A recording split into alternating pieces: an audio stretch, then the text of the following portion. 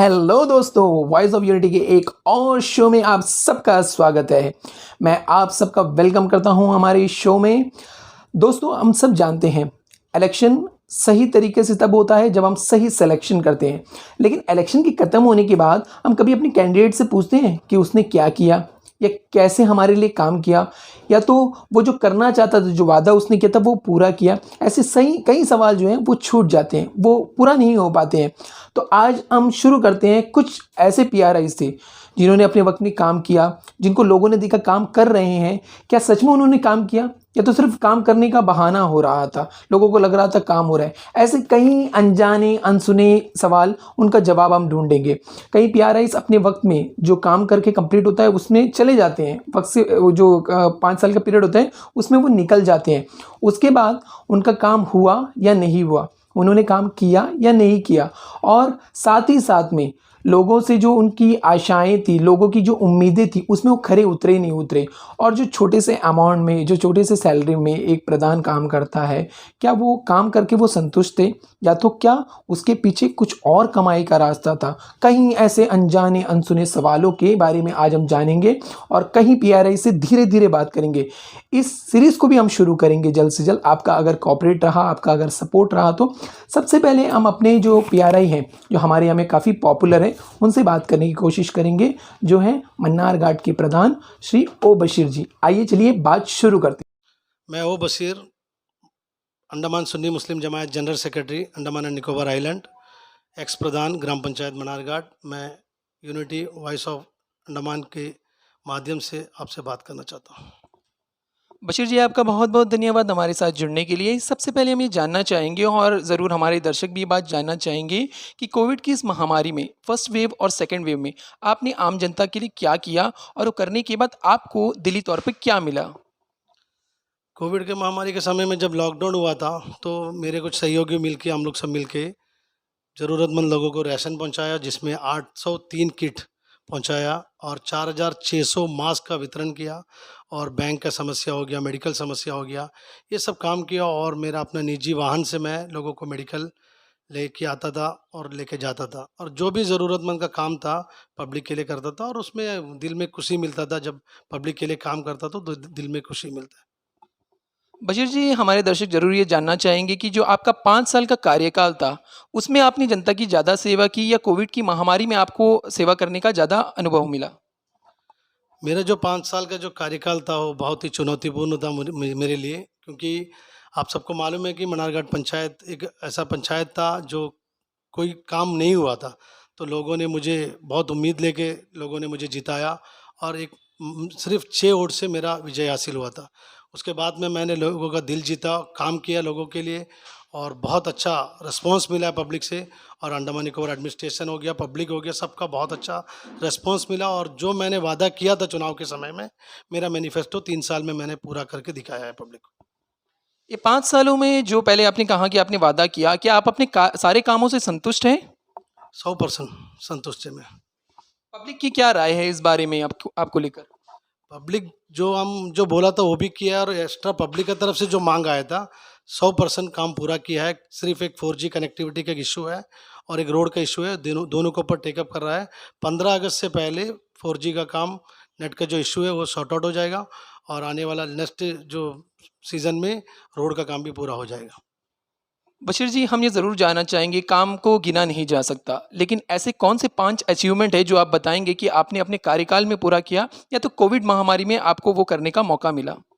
सबसे बड़ा अचीवमेंट है कि मेरा एक पर्सनल निजी मेरा एक वाहन था, स्कॉर्पियो। में बहुत ही खुशी से केरला से लाया था, और ये 2 महामारी में जो पब्लिक के लिए जो सेवा दिया, उसका वजह से मेरा मन बदल गया और मैं पब्लिक को समर्पित कर दिया है। पूरा एंटायर फरागंज तहसील के एरिया के लोगों को मेडिकल लाने के लिए और मॉर्चरी वैन के तौर पर दोनों मल्टीपर्पज़ यूज़ के लिए मैं हैंड ओवर किया है। बशीर जी, एक समाज सेवक के रूप में आप ज़रूर ज़रूर उभर कर सामने आए हैं। आप अपने आप को एक पॉलिटिशियन अच्छा मानते हैं, या एक समाज सेवक के तौर पे सबसे बेहतर मानते हैं? मैं पॉलिटिशियन को तो नहीं मान, मैं क्योंकि मैं समाज सेवा करना चाहता हूँ। मैं समाज सेवा करते रहूँगा जब पद में रहेगा, नहीं रहेगा। 26 साल से मैं पब्लिक के बीच में है, पब्लिक के लिए काम करता है। जो 15 उम्र जब मेरा हुआ है, तब से मैं पब्लिक के लिए काम करता है। हर सेक्टर में जो ग्रेवियर्ड हो गया या कुछ और हो गया, शादी का प्रॉब्लम हो गया, कुछ इशू हो गया, हर क्षेत्र में मैं पब्लिक के साथ जुड़ा है 26 साल से। और मुझे अपना आप में गर्व भी महसूस होता है, क्योंकि काम करने के बाद में पब्लिक का एक रिस्पॉन्स भी मिलता है और अपना आप में खुशी जाहिर होता है। आपकी बातों से ये चीज़ का एहसास होता है कि पद, सत्ता, कुर्सी इसका आपको कोई लोभ नहीं, कोई लालच नहीं। लेकिन क्या ये हकीकत है कि आते हुए वक़्त में अगर आप सत्ता में ना रहें, तब भी आप पब्लिक के लिए इसी तरह काम करेंगे जैसे अब तक करते रहे हैं? 100% इसी तरह करते रहेगा। पद का कोई अभी आज का डेट में मेरे लिए पद नहीं है, लेकिन मेरा क्या है, पब्लिक को लेके चलना है, पब्लिक के लिए काम करना। और एक दिन में अगर एक भी काम पब्लिक के लिए किसी के लिए नहीं हुआ तो उस दिन हम नाराज रहता है, मतलब अपना आप में नाराज हो जाता। और पब्लिक के लिए जब काम करता है खुशी रहता है, हर दिन करता है। बशीर जी, इस महामारी को आप कैसे देखेंगे? किस तरह की कठिनाइयों का हमारे आइलैंड को सामना करना पड़ा? और आप चाहते हैं कि प्रशासन उसमें कुछ और ऐसा करे जिसमें उनकी रोज़मर्रा की ज़िंदगी आसान हो जाए? प्रशासन तो अपना हिसाब से काम किया है। लॉकडाउन को आप सबको मालूम है कि पूरा दुनिया का इशू है, अंडमान का सिर्फ नहीं है, दुनिया का इशू है। और प्रशासन उसमें भरपूर सहयोग दिया है। पुलिस डिपार्टमेंट हो गया, एडमिनिस्ट्रेशन हो गया, साथ दिया है, पब्लिक को लेके चला है, पब्लिक के साथ में मिल के काम किया है, पब्लिक के लिए काम किया है। पब्लिक जो बोलता है वो सब मैक्सिमम बात को पब्लिक का सुना है। और कोविड ये जो महामारी है तो कभी सोचा नहीं था, बहुत बड़ा एक हादसा हुआ। बहुत सारे अपना जो लोग हैं, बहुत सारा परिवार दुखी है, खो गया, अपना परिवार नष्ट हो गया, बहुत सारा नुकसान हुआ है इसमें। एक प्रधान के तौर पे क्या आप अपने आप को एक सक्सेसफुल प्रधान मानते हैं? 100% मानता है, क्योंकि मेरे जो कार्यकाल है 5 साल का कार्यकाल बहुत बड़ा चुनौती था। क्योंकि आपको सब मालूम है, मेरे को 2 मेंबर और हम अकेला जीता था। विपक्ष में समिति, जिला और 8 मेंबर था। मेरे लिए बहुत बड़ा एक चुनौती था, लेकिन अल्हम्दुलिल्लाह ऊपर वाले की कृपा से और अंडमान निकोबार एडमिनिस्ट्रेशन के सहयोग से मुझे 100% काम पूरा किया। ऐसा कोई काम नहीं है जो बचा है। 2 चीज़ छोड़ के, रोड और कनेक्टिविटी छोड़ के सब पूरा किया। और सबसे बड़ा अचीवमेंट इसमें हमको ये देखने को मिला कि राइटमो क्रीक टूरिज़्म का उद्घाटन हुआ, लेकिन कोविड महामारी की वजह से रुका हुआ है। तो ये एक बहुत बड़ा अचीवमेंट है और हमारा एरिया के अनएम्प्लॉयड को रोज़गार का साधन बन सकता है। पॉलिटिक्स को युवाओं की नज़र में अक्सर अच्छा नहीं माना जाता है। आप किस तरह से देखेंगे? इस पॉलिटिक्स में आपको लाया गया है या आप खुद से आ गए थे? हम तो अपना बिजनेस लेके वेल सेटल था। एक 10 दिन इलेक्शन के 15-20 दिन पहले कुछ युवाओं ने मेरे पास आया और कहा कि आपको इलेक्शन लड़ना है। तो मैंने बहुत इनकार किया। मैंने बोला नहीं कि मैं इलेक्शन नहीं लड़ूंगा, लेकिन उनका एक विश्वास था कि हम आने से कुछ चेंजेस आएगा। वो हिसाब से हम पॉलिटिक्स में आया, पब्लिक का ज़बरदस्ती में आया वाला है। और पब्लिक को और सारे कम्युनिटी को लेके, जो सबका साथ सबका सबका विकास जो है मनारघाट में हुआ है, सारे कम्युनिटी को लेके हम लोग काम किया है। 100% तो किसी को, कोई भी दुनिया में किसी को भी खुश नहीं रख सकता, लेकिन मैक्सिमम खुश रखने का कोशिश किया है, सबके लिए काम किया है। जैसा कि आपने कहा सबका साथ, सबका विकास और सबका विश्वास, या ये तीनों बातें क्या मन्नारघाट में लागू हुई हैं और लोग ऐसे ही सोचते हैं? मेरा हिसाब से हम अपना हिसाब से काम किया है, सबका साथ सबका विकास विकास सबका विश्वास जो हिसाब से काम किया है, जो पब्लिक बोला, जो कम्युनिटी बोला, हर एक मंदिर हो गया, चर्च हो गया, मंदिर मस्जिद हो गया, सारे कम्युनिटी के लिए काम किया। और इंडिविजुअल जो गरीब आदमी लोग हैं, जैसा कि आपको मालूम है मनारघाट एक ऐसा एरिया था, वहाँ में एक ईएम रफ़ीक जो मेरा एक दोस्त है, इनका फादर ग्रैंडफादर ईएम अब्दुल्ला का जो ग्रैंडफादर था ईएम हैदरू, 99 ईयर्स का बाद में उनको जस्टिस मिला। एक रोड नहीं था, जो ईएम अशरफ था उसका बच्चा कॉलेज तक का खेती से आना जाना करता था, लेकिन अंडमान निकोबार एडमिनिस्ट्रेशन का सहयोग से और हमारा एक विज़न था कि ये काम होना, उसका वजह से बहुत बड़ा काम किया है। हम बार बार ये बोलने मांगता है कि 100% आदमी को कुछ नहीं कर सकता, लेकिन मैं अपना आपको बड़ा गर्व महसूस होता है मुझे। हम काम किया है और मेरे कार्यकाल में, जो ये 5 साल का कार्यकाल में, मुझे 7 अवार्ड भी मिल चुका है। बहुत ही बेहतरीन बशीर सर। इसके साथ हम ये जानना चाहेंगे, अभी तो इलेक्शन खत्म हो गया है, सेकंड वेव भी थम चुका है, थर्ड वेव की आशंकाएं हैं। आप थर्ड वेव को लेके क्या सोचते हैं और आगे फ्यूचर में आप पॉलिटिक्स को लेके क्या आपके दिमाग में चल रहा है? थर्ड वे हो गया, फोर्थ वे, कोई भी वे आएगा, बशीर इंशाअल्लाह जिंदा रहा तो इसी तरह काम करते रहेगा। क्योंकि मुझे पॉलिटिक्स से या सीट से कोई लालच नहीं है। पब्लिक अगर बोलेगा, 100 आदमी आकर अगर खड़ा हो गया, बशीर भाई आप इस बार चुनाव मत लड़ो, तो हम नहीं लड़ेंगे। लेकिन हम पब्लिक के लिए इंशाअल्लाह, जब तक ये शरीर ऐसा है, इंशाअल्लाह हम काम करते रहेगा। हम 26 साल हो गया पब्लिक के बीच में उतर के, लेकिन इतना पोस्ट मिल गया, सब कुछ मिल गया, लेकिन हम जो स्टाइल में चलता था, जो काम हम करता था, कोई काम हम छोड़ा नहीं। इंशाअल्लाह मरने तक ऐसे काम करते रहेगा। बशीर जी, जैसा आपने कहा कि आपका बिजनेस वेल सेटल्ड है, किसी तरह की दिक्कतें फाइनेंशियली तो आपको नहीं आ रही होंगी। लेकिन एक प्रधान के तौर पे एक छोटा-सा सैलरी में इतने सारे परेशानियों को अपने कंधे पे, अपने सिर पे लेके चलना, क्या ये आसान है और ये करना आप जीवन में और भी चाहेंगे क्या? पॉलिटिक्स में आ गया, हम अपना बिजनेस को लेके वेल सेटल था, लेकिन फाइनेंशियली बहुत मुश्किल में है, क्योंकि मैं 65 लाख रुपया बैंक से मेरा लोन है। मेरे लोन में हम चलता है, अल्हम्दुलिल्लाह ऊपर वाले की कृपा से कोई तरह का बेईमानी या कोई तरह का करप्शन ये 5 साल में नहीं किया। 1 रुपया का करप्शन कोई प्रूव नहीं कर सकता, क्योंकि हम ऊपर वाला से डरता है और ऊपर वाला का हिसाब से चलने का कोशिश करता है। तो हमको अपना आप में वेल सेटल है हम, इसीलिए हम लोन वोन लेके थोड़ा बिजनेस को बढ़ाया, बिजनेस बढ़ाता है। थोड़ा परेशानी में है, लेकिन इंशाल्लाह पॉलिटिक्स तो बात की बात है, लेकिन मेरा यही रवैया चलते रहेगा इंशाल्लाह। अक्सर लोगों को देखा गया या तो नाम के लिए या तो सत्ता के लिए या तो पैसों के लिए वो सत्ता को पाते हैं, कुर्सी को पाते हैं। आपने तीनों चीज़ों का इनकार कर दिया। लेकिन क्या आते हुए वक़्त में भी आपको लगता है आप इसी तरह लेके चलेंगे अपने आप को? और साथ ही साथ में क्या ये मुमकिन है कि सत्ता में मिलने वाली जो मलाई कहते हैं उसको आप लेंगे नहीं? हमें जो 5 साल का कार्यकाल में अगर मलाई बनाना चाहता तो बहुत मलाई बना सकता था, लेकिन इंशाअल्लाह मरने तक इसी तरह ये जो 5 साल का जो कार्यकाल में जो मैंने पब्लिक के लिए काम किया, उसी तरह अगर सत्ता मिलेगा तो भी करेगा, सत्ता नहीं मिला तो भी जो अपना ये जो काम जो करता है अभी, जैसे आज सत्ता में नहीं है, आज जो पब्लिक के लिए करता है, ये इंशाअल्लाह बरकरार रहेगा।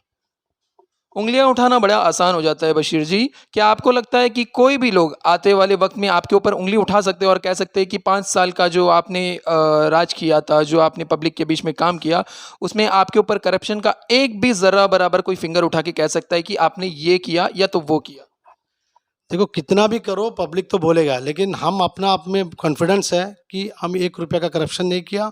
और मेरा आपको मालूम है कोऑपरेटिव बैंक एसबीआई बैंक में मेरा ऑलरेडी मेरा लोन ओडी चलता है, और मेरा बम्बू फ्लैट का जो बिल्डिंग है शॉपिंग मॉल है, उसमें 75 लाख रुपया हमको एडवांस मिला है। इससे हम अपना गुजारा चलाता है। आज का डेट में मेरे को 1.5 करोड़ रुपया लोन है, उधारा है मेरे को। बशीर जी, जितना आपने लोगों के लिए किया, जितना करते रहेंगे, लोगों की उम्मीदें उतनी आपसे बढ़ती रहेंगी। कभी डर लगता है आपको कि उन उम्मीदों पे आप खरा उतर पाएँगे या नहीं? मेरा तो सीधा सीधा बात है, अगर पब्लिक बोलता है कि आसमान का तारा मांगता है तो हम कोशिश जरूर जरूर करेगा, लेकिन हमको मालूम है कि वो नहीं मिलेगा, तो हम बोल देता कि उनको नहीं मिलेगा भाई, ये पॉसिबल नहीं है।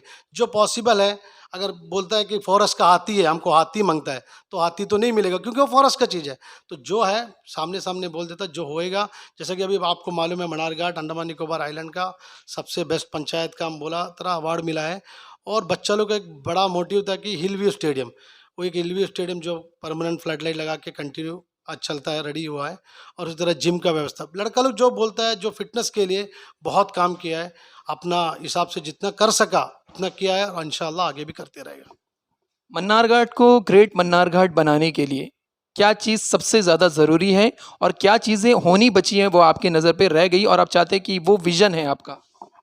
मेरा ख्याल से ये 2 चीज़ जो बचा है, कनेक्टिविटी और रोड का जो इशू है, इंशाल्लाह ये जल्द से जल्द हो जाए। 15 अगस्त तक का मैक्सिमम, एंड एडमिनिस्ट्रेशन का सहयोग से, एडमिनिस्ट्रेशन बहुत सपोर्ट किया है, एडमिनिस्ट्रेशन के सहयोग से 15 अगस्त तक का कनेक्टिविटी का इशू मैक्सिमम क्लियर हो जाएगा। और रोड का अगला सीज़न में जब होएगा तब तक का शुरू कर, क्योंकि अभी हाल ही में सेक्रेटरी एपीडब्ल्यूडी आया था, पीडब्ल्यूडी सेक्रेटरी जो क्षीरसागर लक्ष्मण सर आया था, और वो आश्वासन देके गया है कि ये जो सीज़न में कर देगा, जो तकरीबन 13 करोड़ का है। एक रोड का काम बचा है और एक कनेक्टिविटी, जब बाकी जैसे जो भी ज़रूरतमंद चीज़ है, जैसे फिश मार्केट हो गया, मनारघाट में नहीं था, फिश मार्केट खोल दिया, डीजल आउटलेट पंप खोल दिया, रूरल हाट सब्जी मार्केट खोल दिया, फास्ट फूड दुकान रेडी हो गया, व्हीकल सर्विसेज सेंटर, जो मैं बड़े गर्व के साथ कहता हूँ, अंडमान निकोबार आइलैंड में कोई पंचायत का पास में नहीं है जो हमारे पास में व्हीकल सर्विस सेंटर है। जैसा ऐसा बहुत सारा विज़न काम किया, और मैक्सिमम हम मैचिंग ग्रांट के ऊपर फोकस दिया, जिसका वजह से कम आज का डेट में 70 से 80 हज़ार रुपये मंथली इनकम आता है। 2015 में जब हम चुनाव लड़ा था, वो टाइम मैचिंग ग्रांट का एक अकाउंट तक का नहीं था पंचायत में। हम अकाउंट खोला और तकरीबन अंडमान निकोबार एडमिनिस्ट्रेशन से 1 करोड़ रुपये तक मैचिंग ग्रांट हम लिया है, जिसके वजह से आज मनारघाट पंचायत में एक एसी हॉल भी खोल दिया है। एसी हॉल चलता है, बहुत सारा अचीवमेंट हुआ, और इसमें कम से कम 30 से 40-45 आदमी को रोजगार भी मिला है मेरे काम की वजह से। युवाओं के लिए क्या संदेश देना चाहेंगे बशीर जी आप? युवाओं के लिए आने वाले दिन में इंशाअल्लाह जो राइटमियो क्रिक टूरिज्म है, उसमें इनॉग्रेशन हो गया लेकिन कोविड की वजह से रुका हुआ है, वो भी हो गया। और 19 को ज़्यादा फोकस देता है हम। सोलबे अंडमान निकोबार एडमिनिस्ट्रेशन के साथ में मिलके अभी जैसा कि आपको सबको मालूम है रोड का काम 19 नंबर का चलता है। 19 नंबर का रोड हो जाएगा। राइटमो क्रीक जो पारा चट्टान है वो हो गया। हमारे मनारघाट पंचायत में नेचुरल कैंपिंग साइट का एक प्रोजेक्ट रुर्बन स्कीम में जमा करा है। ये 3-4 प्रोजेक्ट हो जाने से कम 100 बेरोजगार को नौकरी हो जाएगी बस्ती में। बशीर जी, आप अपने आप को एक प्रधान के रूप में बखूबी दिखा रहे हैं, सामने प्रेजेंट कर रहे हैं। अगले आते हुए वक्त में आप अपने आप को कैसे देखना चाहेंगे, जिला परिषद मेंबर या अध्यक्ष?